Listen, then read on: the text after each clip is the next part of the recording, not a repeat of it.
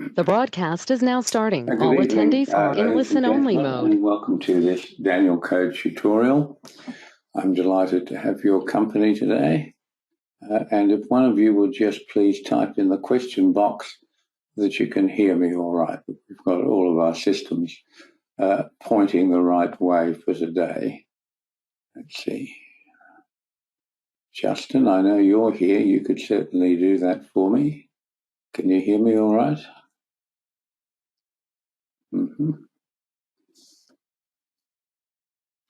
Perhaps not. Okay. Here it is. Vicky can hear me. Oh, Vicky, lovely to have you with us. Welcome again. Sound like I'm in a closet. Okay. Well, I'm a very long way away from you, pretty much the other end of the world, and that's grand. Oh, Greg from Texas is with us as well, and Justin and Vicky, wonderful. Have all our stalwarts with us, of course. That is fabulous. Thank you, Justin. I hope you're well, my friend, and always traveling harmoniously. Okay, so we've got Cameron with us. We've got Florian with us. Good to have you with us, my friend. Greg from ex-Colorado Springs, now Texas pretty much, I think, with us most importantly. Justin, who has done so much for the members of Danielcode with his massive, massive research and backtesting for well over 100 years of data. That doesn't mean he's 110 years old or Methuselah. It means that he's just worked incredibly hard over a very long period to backtest more than 100 years worth of data on a huge variety of markets, all the markets we cover, and quite a lot that we don't cover, to get a really true picture of the performance of the Danielcode time trading. And I'm delighted to tell you that Justin has been keeping us up to date on his real life trading, which is now heading for about 150, 160 days. And he's tracking right in the middle of the range that he discovered. And you can find all those numbers and exactly those percentages at the Danielcode website on the home page. You'll see a link. There are 4 videos there. Video number 1 is from Mark L., who's with us today, one of the very first people to do the Danielcode time trading program. And in that video, he's given us the results that he achieved with backtesting of not only the S&P, but also gold. Marvelous stuff there, really worth your time. And video 2 is Justin, who's with us today, as is video 4. And video 4 is the thesaurus. It's a monstrous body of work that Justin's done, as I say, to test over 100 years of back data against the Danielcode trading system. And he provides you with all the details there. So help yourself. Probably watching those 2 videos will be, I think, the most important things that you can do in your trading life. And it's quite extraordinary. Okay, so that's grand to have you with us, of course. And Peter's with us. Many Peters are with us. Nathan's with us. Peter Mack, who's not a day trader. And David, thank you. Justin, of course, we know it's here. Greg Palladini has joined us now. Greg also is one of those wonderful, wonderful people who shares so much of his work with the Danielcode members. And you can go to the forum at the Danielcode website, and when Greg did his second tutorial based on time trading, he said graciously, I'm going to share what I find, what I see, good and bad, and post that live at the time in forum. It's there historically for any of you folks. Help yourself. And Greg has been another one of these gentlemen who are just so wonderfully helpful to the members, and are happy to share their knowledge, which they gain from hard work and dedication. Okay. No slide on the screen, says Greg. Well, that's a problem because I have got a slide on the screen. Anyone else? Justin, you got a problem? Can you see the screen? Can you see the slide on the screen?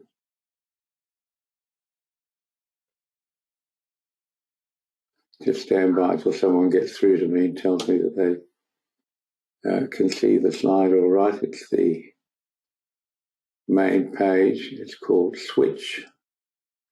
Yes, Justin's got the visual. Mark L's got the visual. Okay, Greg, you've obviously got some local problem. Everyone else seems to say that they can see the slide all right. Okay, so let's get moving. This, of course, is being recorded, and we will post the video tomorrow of this webinar, and you won't miss anything, Greg. Okay, so as you know, markets are rational, orderly, and sometimes predictable, and survival requires strict adherence to the rules. I think that we are in a period of great excitement at the moment because I think that we are close to some serious drama in markets, and that is when it's just simply the best of all trading times for futures traders, because we get paid exactly the same whether the market is going up or down. But I was about to say it tends to go down, that the rationale is markets go up by the stairs and down by the escalator. But the way our equity markets and gold have been behaving lately, they're going up by the rocket. They've hitched a ride with SpaceX, and it's hard to envisage that market will go down faster than that. But anyway, we're in an interesting time. As the Chinese say, may you live in interesting times. So let's have a look just how interesting these are. This is a gold chart. This is a 6-day chart. Every bar on this chart is comprised of 6 trading days. And when you see a little longer view of it, which I'm about to give you, have a look at this. Let's talk about the great reflation. Gold, this is really looking like a classical blow-off top, which is a pattern that you'll sometimes see in commodities in particular. And I know Peter Schiff and the gold bugs hate me saying that gold is a commodity, but unfortunately, that's what it is. Or fortunately, either case doesn't matter.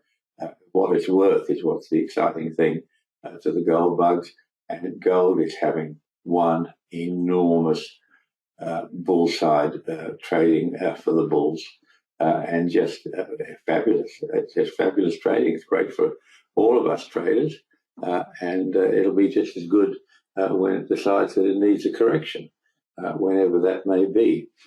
And perhaps we'll get some more thoughts on that from Frank DB, perhaps shortly. So look at the state of these markets. This is the S&P, and it's been on a burn, hasn't it? It's just going straight up, and it's amazing. It's exciting. And one of the things that I wanted to talk to you about today is the detail that you can get from looking at the bars on trading charts. So on this particular chart, there's a lot of long-term stuff along the bottom, running from 2007 and 2009. What I'm particularly interested in the moment is my belief that the results or the events of the COVID flash crash, the shortest bear market in the history being just 24 days, I believe that is now a new bulwark or a new timing point for these markets. Equities, of course, is what I'm talking about here. And you can see I've run a new time cycle, simply the Danielcode time cycle, 29, 37, 42, etc., etc. And I've run that from the high, the outside bar. This is a 24-day chart I've switched to now, the strongest of all of our charts.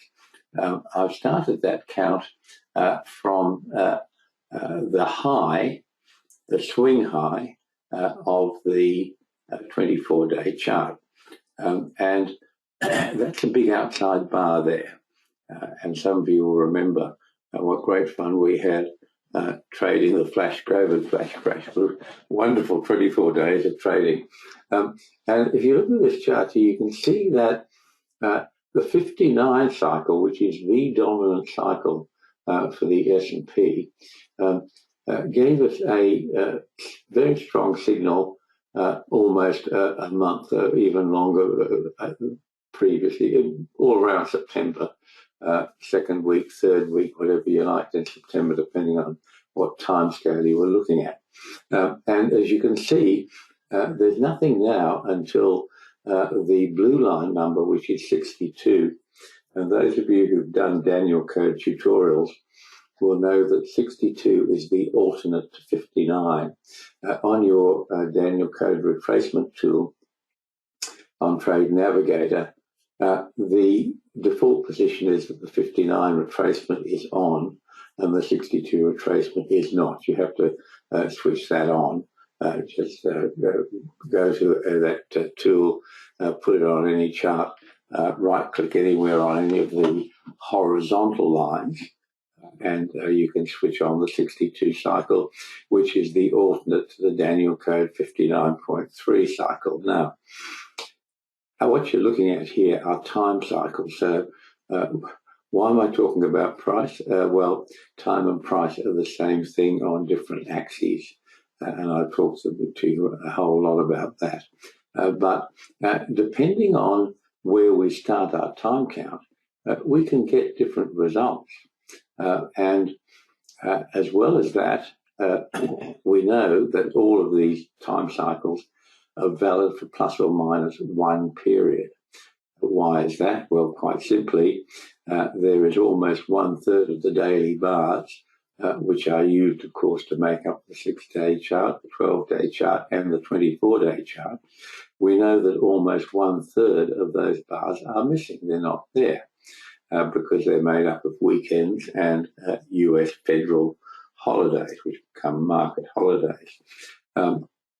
So in that scope, when we're talking about this very long-term chart, this is virtually the Danielcode monthly chart, if you like. Most months have 22 trading days, and this is made up of 24 trading days.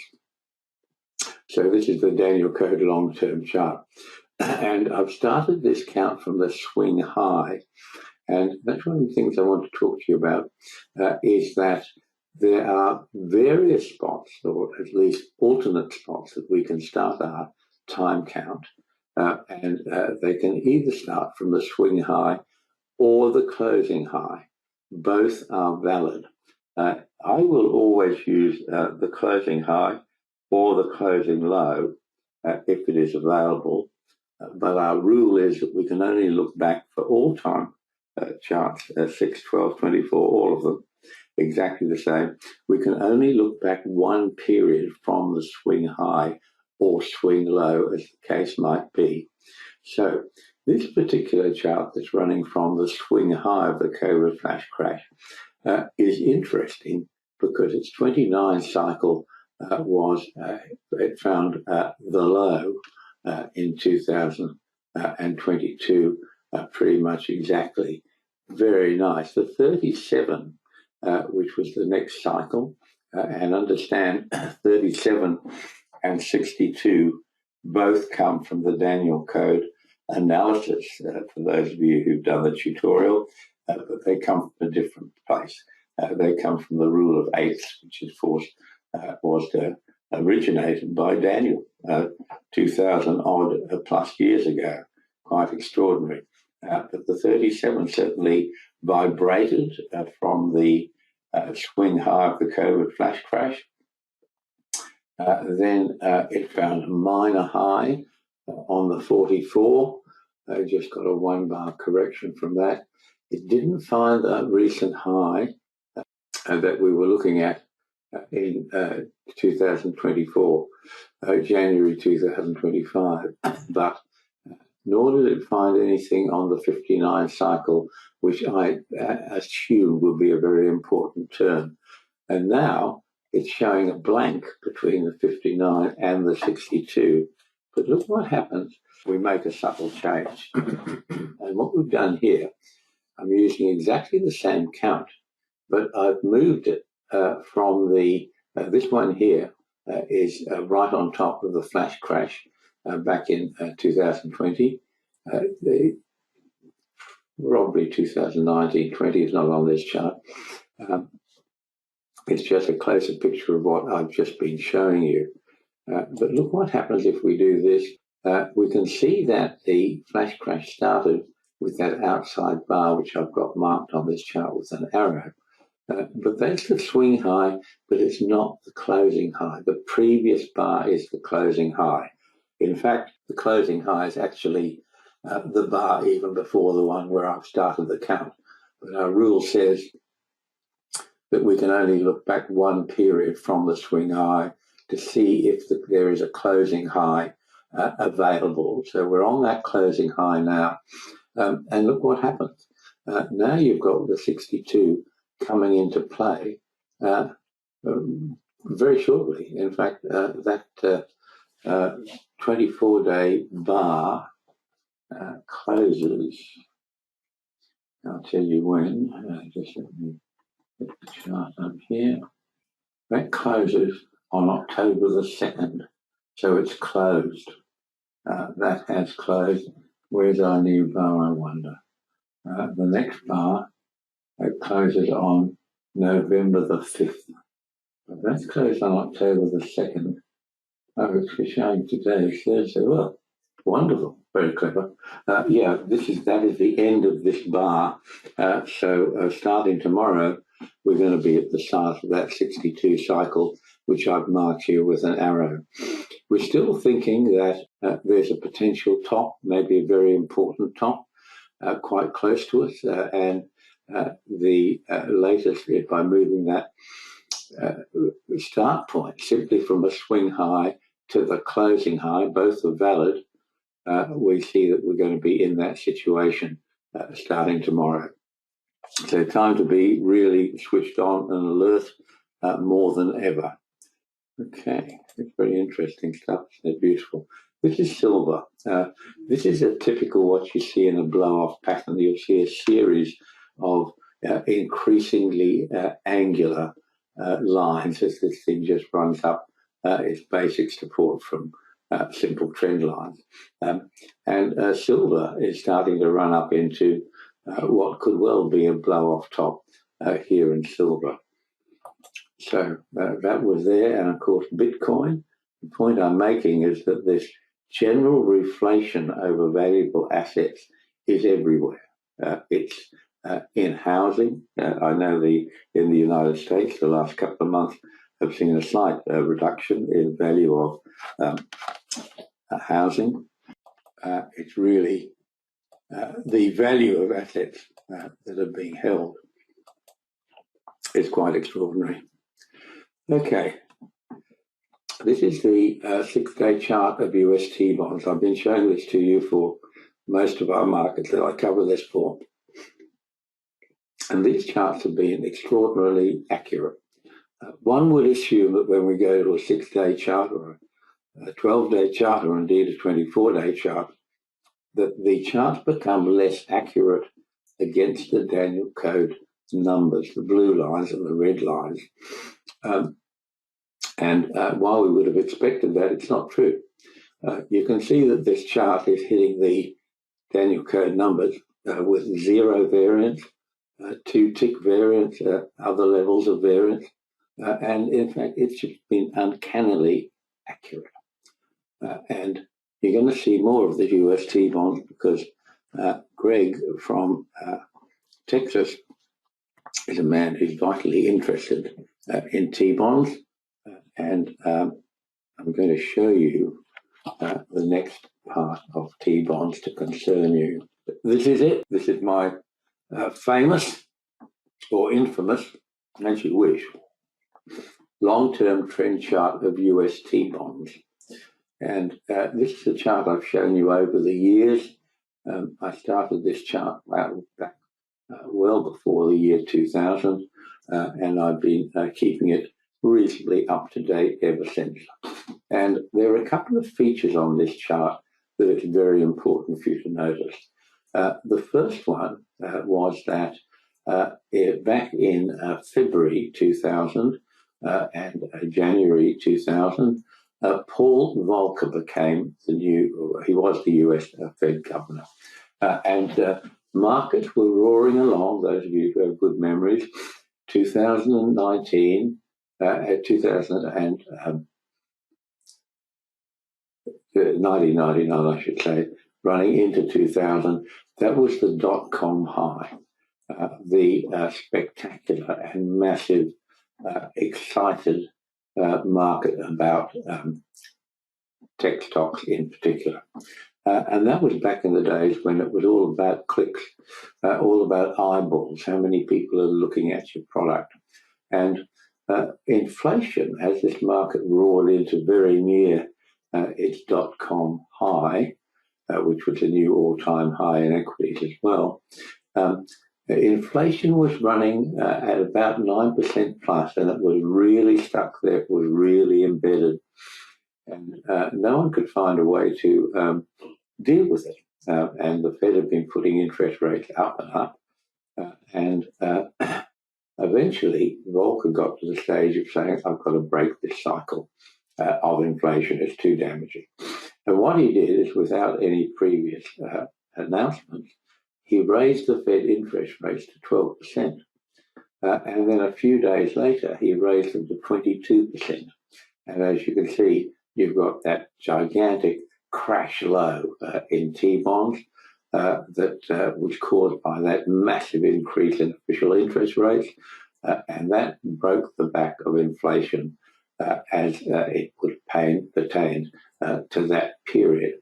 And the low of that bar before the gap down, which you can see was a little green line on it, was 110 correct 12. That little arrowhead you can see there, the proper name for that is a correct.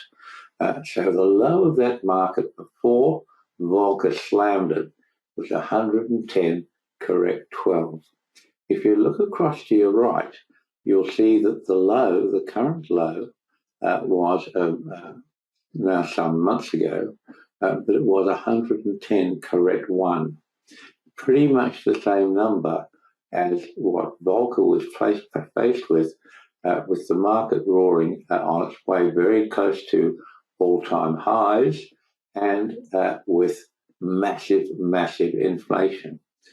Now, we're in a similar position that we've got our equity markets roaring to new all-time highs, pretty much a daily occurrence. We've got gold doing the same thing, silver doing the same thing, Bitcoin doing the same thing, all value assets doing the same thing. But according to the US Fed, there's no apparent inflation. Inflation is very muted. It's a little bit above the standard that the US Fed wants to see it at, but not much, no drama. In fact, you'll read plenty of articles that tariffs haven't increased the rate of inflation, whereas one would, on first reading, assume that they would be very inflationary. So we've got pretty much the same situation, almost exactly, but we've got two entirely different responses. We've got Volcker saying, I've got to do whatever I've got to do, whatever it takes, and I'll keep doing it until it happens. I've got to break the back of inflation. Right now, you've got the US Fed under enormous pressure from Trump to reduce interest rates massively, and you've got the US Fed saying there's a little bit of a chance of inflation. We want to remain being cautious for the present time. So two entirely different reactions to essentially what the market is telling us is the same thing. So how can this happen? Have a look at this chart. Have a look how it's found its support at I think it's 6 standard deviations from the mean, which is the thicker red line that runs diagonally up this chart. And they're not actually standard deviations, they're Danielcode deviations. So if you're using a standard deviation tool, you won't be able to see what I'm telling you. But if you change it to be 1.593, in other words, twice the Danielcode time cycle, you're then asking it to measure one iteration of deviation above and below the mean. Okay, so I want to set the scene that if you read these charts correctly, we can at least make the point that bonds are at the same price as they were back in 1997 and then into 1998 and 9 as inflation was roaring. And I'm making this point for a particular purpose because we'll see how this is impacting us in a very important way. I'm just changing the bowling here a bit to show you something that's happening with soybeans, and I've called it the China Gambit. And the same thing is happening in the Australian iron ore market, which is Australia's biggest export, almost exclusively, well, meaningfully to China. And what's happened is that China's effectively put a boycott on buying US soybeans, which is a serious problem for US farmers. And Trump is about to, as he says, release some of the money they've been raking in on the tariffs. And hello, Sarah, good to see you here. Pay attention, I'm going to be talking about you in a few minutes, Sarah, you and others. China's put on a boycott of buying and is sourcing its soybean elsewhere. That's nothing terribly sinister about China. It's just the exercise of market power, which people tend to say is not something one should do, but might is right, certainly in commercial trading markets. What China's done as well as that is they've done the same thing with iron ore, which is Australia's biggest export, and they're targeting particularly BHP, the biggest iron ore exporter in Australia, probably the world. Maybe Vale is bigger, I'm not sure. They're the two giants anyway, Vale and BHP. And China's put a big boycott on buying BHP's iron ore product. They're quite open about it. Their aim is to get the price down. They think it's unreasonably inflated given the market standards at the moment. That's not really apparent as anything dramatic from this chart, is it? It just seems to be wandering along pretty much in the range it's been in for some considerable time. But anyway, that's what's happening there. So this is going to be of great interest to you, Sarah, and others. And this is the S&P chart, and it's got the futures chart, and it's got an arrow going to Monday of this week, September 29th. And you can see we had that funny little bar up, which was not anchored. It had no connection to the retracement tool that is so important to all markets. And then the very next day, we had an outside bar. And the day after that, we had another bigger outside bar. And as Sarah can attest, outside bars, particularly when you get too excessive, are totally and hugely damaging. If you want to know where's your worst trading result, your biggest drawdown, find anywhere on the chart where you've had two consecutive outside bars. So one outside bar is a problem. Two outside bars is at least a short-term disaster. And the point I want to make to you is that if you're detailed enough in how you're looking at your charts, you can anticipate some of this happening. And the real point is that as futures traders, we're totally fixated on our futures charts. And I guess I'm as guilty of that as anyone, and the fact that I'm always talking to you and showing you futures charts. But what futures charts actually are, they're a derivative based on the price. If you're talking about the S&P 500 futures chart, their prices are based on the prices of the 500 individual stocks in the S&P index, as selected by the exchange, various advisors, and by S&P who sponsor it. So we can see here this pattern of two consecutive outside bars, wholly damaging, not only to daily traders who are trading daily bars, but to short-term traders in particular. And if you were studious enough and careful enough, you would understand that what you're looking at here is the futures chart, which is based on the index, the 500 stocks that make up that index, plus or minus a premium or discount that the future traders believe should be applied to those numbers. But the basis is the index, the S&P index. Its trade navigator code is $SPX. I'm not sure what it is on other platforms, but it's $SPX, and I'm going to show it to you, and here it is. So you can see here that I've got a couple of arrows on this. The first arrow I've got is to show you that bar. This is Monday, September the 29th, and it is not an outside bar. This is the index, $SPX. So the futures has an outside bar there. The index does not have an outside bar there. I've highlighted that for you, and I've got a red arrow down the bottom. It's hard to see, I know, but that's showing you this market left a gap at its low. In other words, the low is above the close of the previous day.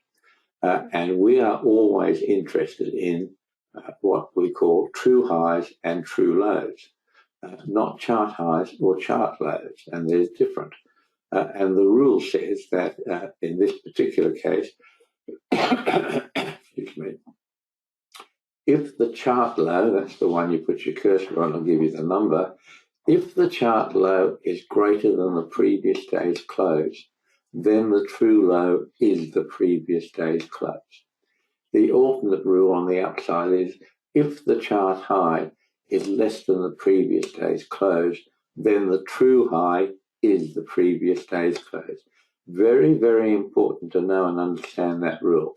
And of course, that requires you looking at the index as well as at your futures chart. Sarah, I know we picked out one of these double outside bars in your back testing that we talked about. And here is on the futures chart, at least, a double outside bar on the S&P Monday and Tuesday. Now, we know that there's a gap there, and what happened on the Tuesday, how we got and why we got an outside bar on the index as well as the futures, is that it tried to fill that gap.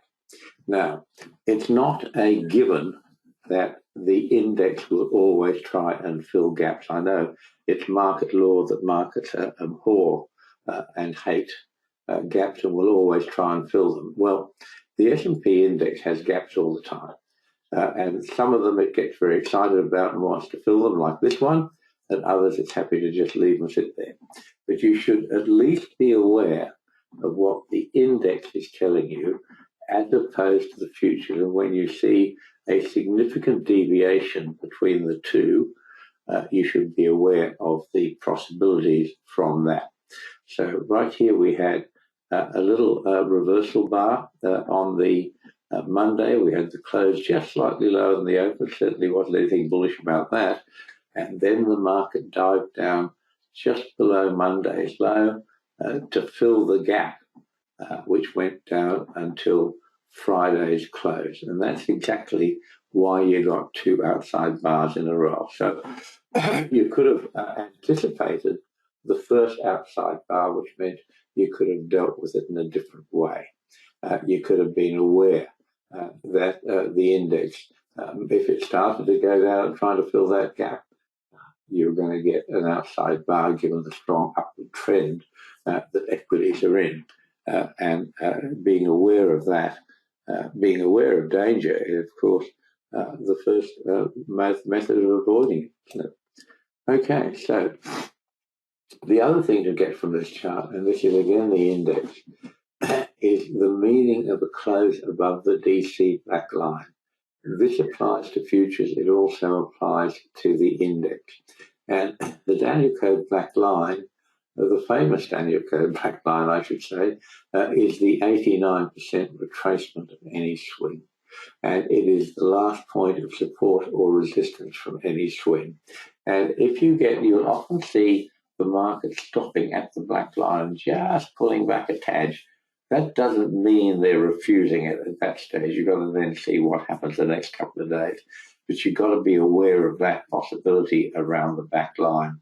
And the counter argument to that is that when you get a close above the black line, as we got here, it tells you a great deal. And what it tells you is that it moves the odds massively in favor of the old swing high being taken out. Now, on this particular chart, that's not hugely meaningful, other than you could have seen this on the index and said, I'm pretty sure we're going to get a nice up day tomorrow, which is exactly what happened. But being aware, as I say, is part of success. Remembering that you need to look at the index, this applies to all markets. You need to look at the index as well as the futures contract, because the futures contract is derived from the cash product, whether that's equities, bonds, commodities, precious metals, or anything else. They all work on the same basis. There's a cash price and there's a futures price. And being aware what the cash is telling you is a vital part of your trading. Okay, so that's looking better. That's my hay fever, incidentally. For those of you who were lucky enough to miss the beginning of this, Sarah, you're one. Gig's another one just arrived. Yes, Vincent, we're glad to have you with us as well. A number of people are rolling in. For those of you who've been a little late arriving, you're actually, oh my Lord, a whole lot of arrivals. Many arrivals. Nathan's with us. Rob H. from New Zealand. Glad to have you with us, Rob, my old friend.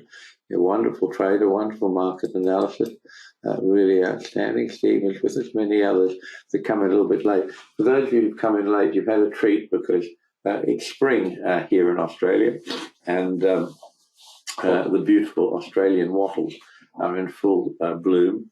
And hay fever, which I regretfully suffer from, is rampant. And I'm running a new program at the moment that I haven't found the mute button on it, but I'll be sure I'll have found it next time. And I've been having a little burst of hay fever with some coughing, some grunting, and terminating in a sneeze.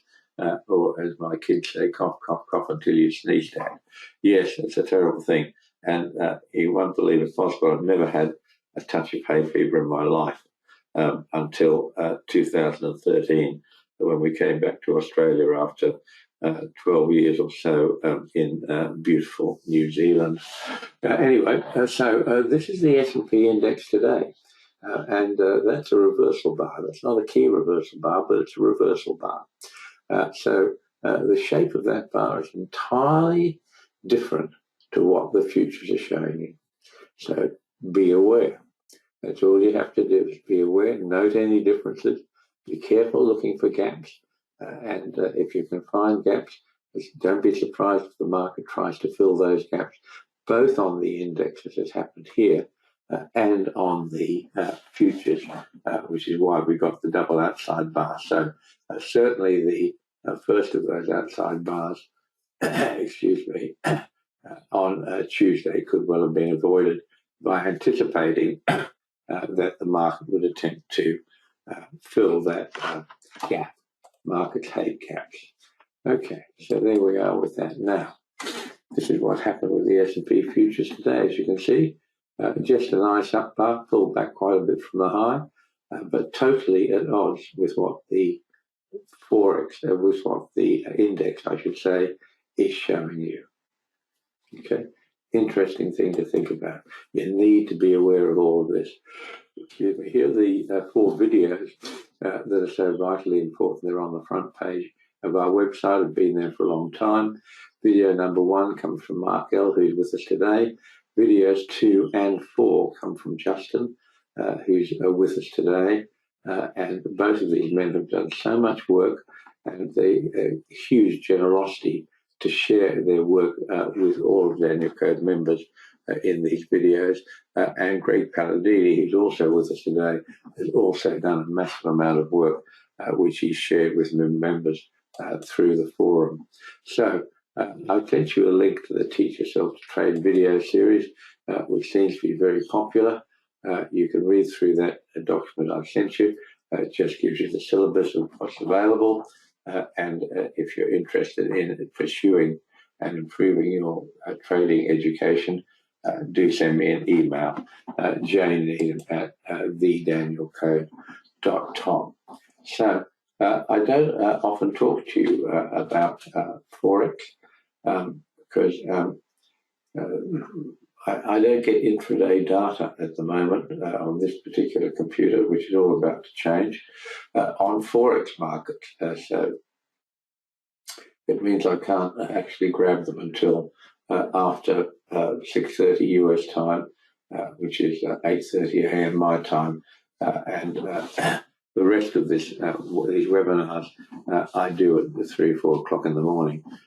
So often enough, I don't have sufficient time to bring you what we've been doing in Forex, but we've had a little bit of movement in the yen this week, and we've got away. Well, there are 2 nice trades there.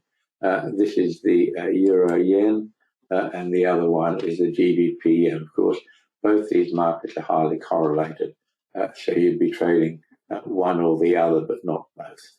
So that's what happens when you've got highly correlated markets. They tend to move in the same direction. And a nice trade here is from the Kiwi, the New Zealand US dollar, which is not correlated with anything much except the Aussie and occasionally the loonie, which is the Canadian currency, the Canadian dollar against the US dollar is called the loonie. And the loonie is a bird, which is one of the national symbols of that wonderful country, Canada. My son has been on vacation in Canada recently and is extolling its praise. He had a wonderful time over there. Beautiful country, quite magnificent, and lovely, lovely people. Okay, so this was a nice trade. It's a bit obscured here, but it was basically $1,700 down and 400 back up per one contract. And that was a nice little bit of trading for us. This is what we've been doing in crude oil. Pretty mixed the markets today. Some of them are quite nice, like crude oil. It's been a nice sell there for $3,800 worth. Here's the S&P. It's had a buy signal right at the low, but it's been interrupted a little bit by those outside bars. Basically, you had a sell signal and then a stop and reverse when the outside bar was made. So that's been a bit disrupted, but we've been the right way in it anyway. This is gold, which is just being enormous, isn't it? One buy signal after the other, just on and on and on. This was $8,000 into where we exited today at the true low of the high bar. We had a TO3 sell signal right at the high bar, 39.22, pretty much with a handful of ticks, and a little down bar today. It went exactly, well, a little bit past the third retracement, but pulled back markedly and noticeably on its close. The bull market is still alive and furious, folks. Optimism is unfounded, and the amount of money supply at the moment is just massive, absolutely massive. So This is natural gas. Another one's had a nice booming up trade, $2,700 up. So you've seen when we sort of went through earlier, and I showed you the 6-day charts in particular, that, as I said, reflation is alive and well. And it's really a discussion that we need to have about what's causing all this. We know the money supply is increasing dramatically, but I think what's increasing dramatically is inflation.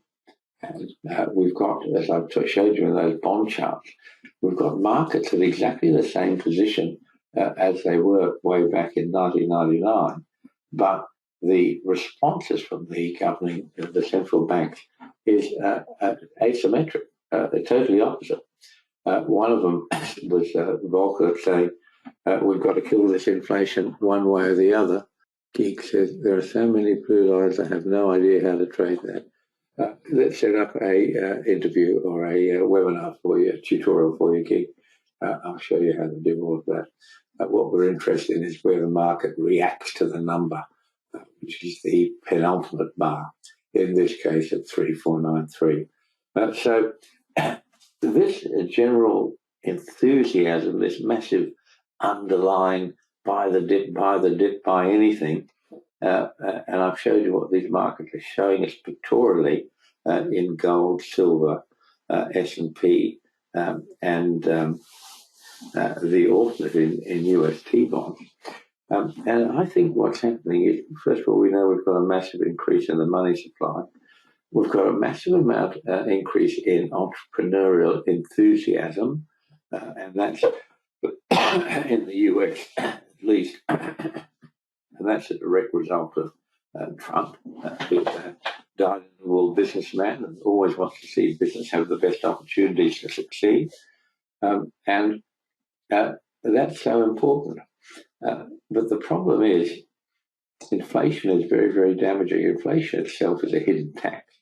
And the central banks have gone to considerable trouble over the years to create a different measure of inflation to what you and I, as people who live in the real world, would think of as inflation. In other words, the central banks, and all the central banks do the same thing, have decided that their inflation measures is not measurable inflation, but a trimmed version of it, and in which they discount what they call volatile markets that they think give an unreasonable view of inflation. So what is not in that measure of inflation?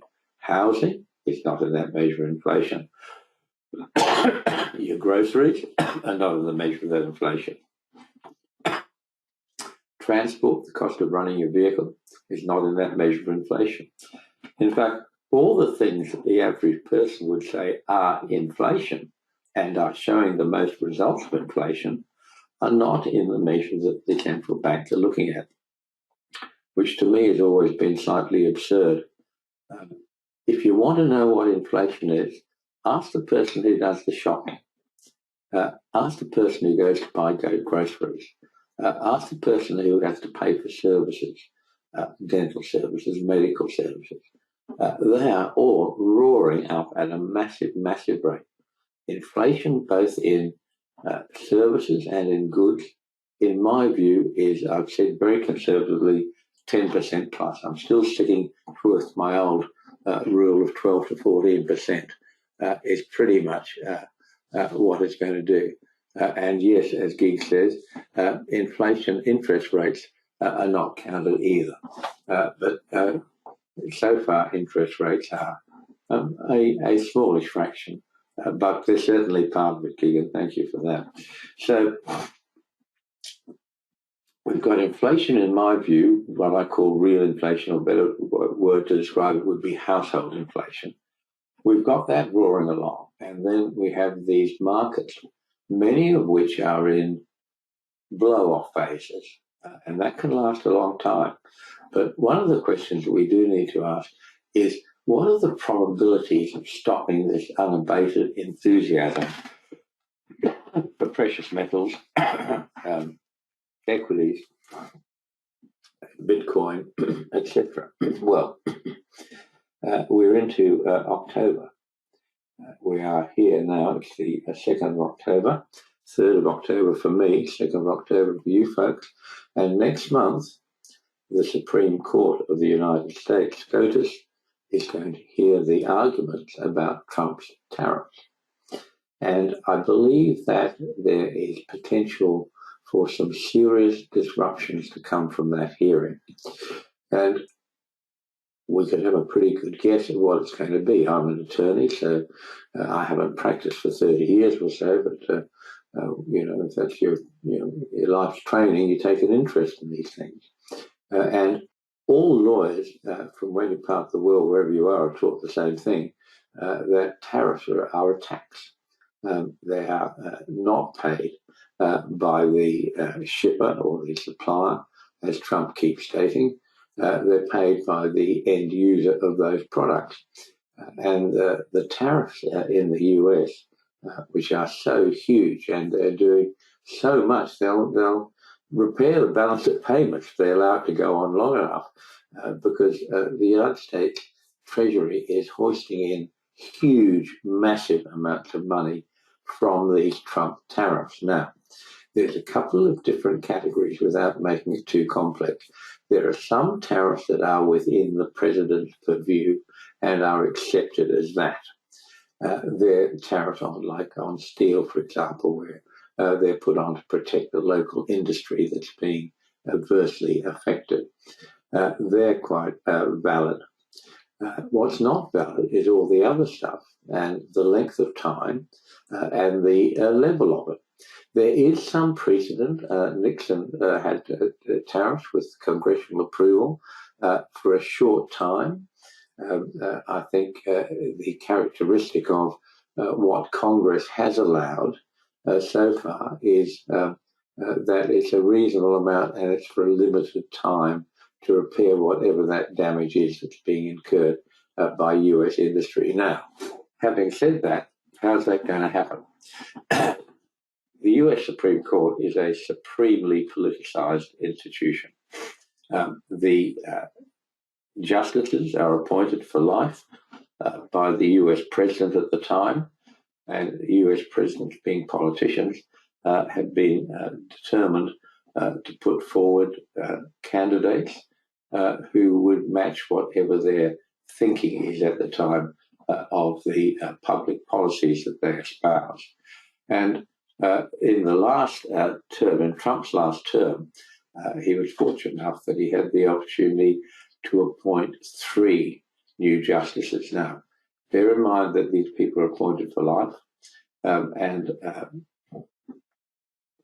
if they want to stay on till the better end, as that Democrat lady RFG did, they can do exactly that. Vacancies don't come up often enough. Very rarely, occasionally someone will retire, and some of them will continue to work as associate justices to help the court with its workload. But this is all coming to a head in November. And if we look at the current people on the Supreme Court bench, we have what the media would constantly refer to as the conservative versus liberal split. And it's not quite that simple.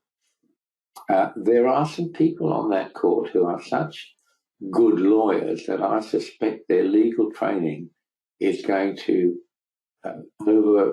overrule whatever inclinations they may have to support a particular party line of argument. Some of them, of course, will just blatantly vote whatever their sponsors, their appointees would have wanted them to. And that split into nine people on the Supreme Court bench, 9 judges, and that would split on that basis 6-3, with 6 having been appointed by so-called conservative presidents and 3 by liberal presidents. And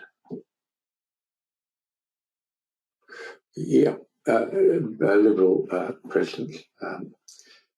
So of those people, there's a couple of people I suspect are not dogmatically in one camp or the other. The first and most important person, I think, is the Chief Justice Roberts. He is a seriously good lawyer. He is also a seriously good negotiator because for many, many years he's had the impossible task of trying to find consensus between these two different groups of judges who have considerable background differences, I should say.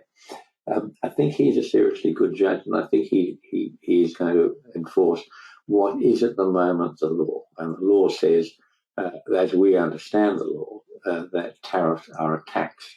Of course, the Supreme Court, as with the ultimate court in any country, can always create a bit of new law. And the SCOTUS has been notorious over the years for some of it. But let's see where we're going to be next month. The next person, I think, and you'll be surprised by this, is one of the Liberal judges, Sonia Sotomayor. She is a serious judge, and she has a first-class mind, and I think she's going to be driven to rule what is the law as we understand it at the moment, which is that tariffs are a tax. And on that understanding or that reading, they're unconstitutional because the US Constitution reserves the power to tax exclusively to Congress. So I think she's probably number two of the potential. I think Neil Gorsuch, I think he is number three. He's got a background of being very, very interested in constitutional law. In fact, he serves on the board of one of the constitutional, what's it called, the National Constitutional something or other. I know he's very interested in constitutional law. He's a very, very good lawyer, so I think he's almost predisposed to give you the strict legal interpretation, which is that tariffs are a law and therefore unconstitutional. And the final one, I think, is going to be Amy Coney Barrett, who, in my view, is likely the best judge on the whole bench. She's very new. She's only had one, the latest last that Biden appointed, who's newer than her. But I think she's the outstanding judicial member of that bench. I think she understands the law better than anyone. So I think she's almost a definite vote to say tariffs are a tax, which at present, as the law stands, any lawyer who has had any training whatsoever, let alone half a life of judicial excellence, is going to say tariffs are a tax. Now, that's not necessarily the end of it all. It could be the end of those parts of the tariff. But there are other standby ideas that no doubt the Trump administration has been canvassing, working on, thinking about. None of them are going to have this huge sweeping power of you're 10% today, you're 40% tomorrow. If I don't like you, you're 60% the day after. None of that's going to happen. But there are some limited reasons and limited circumstances in which it is legal for a US president to unilaterally impose tariffs. And I think you're going to see that happen. And you're going to see some argy-bargy about it all after that. Anyway, it's all grist for the mill.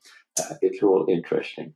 And I think, if anything, as human beings, we always think that we're clever enough to find a reason why markets would reverse. And of course, the true answer is no, we're not. But I like to have my say, as everyone else does.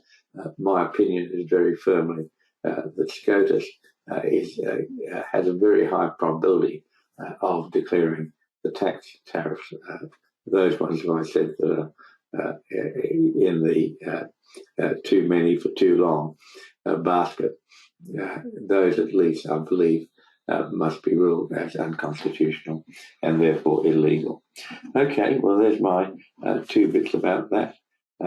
In that whole packet of inflation, that I'm concerned about, but I don't think anyone else is this issue of how the central banks deal with it.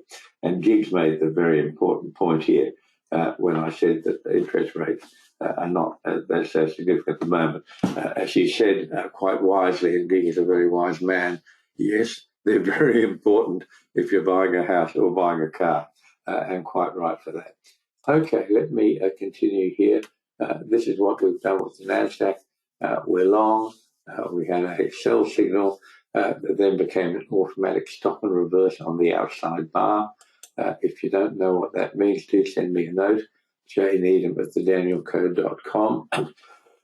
This is soybeans, which I've been telling you have been very much depressed of the lack of major orders from China. But they've had a nice little 2-day rally here, and of course we're long. This is silver, which had a TO3 sell signal for today, which was elected. The market ran down with a bit of vigor, but then look where the close was. It ran right back up, pretty much to the close. The chart low, if not the true low of the previous day. You'll understand what I mean. Wheat's the same thing. We've been short this for a few days. We're long today, and it's gone up a few bucks. This is silver, which I think I've just shown you. It's been incredibly strong, just roaring up like a mad thing. I know what I've done. I pressed the back button instead of the front button. So do, folks, if you haven't already, do help yourself to a free trial of everything at the Danielcode. Just go to the website, www.thedanielcode.com. Click on the button to start your free trial. Any issues, contact Terry, please, at support@thedanielcode.com. He will get your trial started. And this is finally, this is our risk announcement. We have to tell you that trading can be risky, and if you don't know what you're doing, it's very, very risky. In other words, you're sure to join the 90% of people who lose their first bank in pretty much, I think the rule says 90 days. In my view, they lose it in less than 30 days. Doing anything that you're not trained and competent in is dangerous. Getting in a motor car, if you don't know how to drive, can be fatal to you and others. Don't do it. Trading is exactly the same. Until you are absolutely sure that you're a competent and safe trader, don't risk real money. And the quickest way to become a competent and safe trader is to send me an email, jneedham@thedanielcode.com, and I will be happy to organise one or many of our teaching services for you. So that's me for today, folks. Enjoy your weekend and look at the index charts as well as the futures charts to enhance your already very good trading. That'll make it just a little bit more palatable and better financially. Just being more aware of what drives markets makes you a better trader. So that's it for me, folks. As I say, enjoy your weekend. Thank you very much for being with me. I do apologise for the outburst of hay fever. It will not happen again. So bye-bye for now. Bye-bye.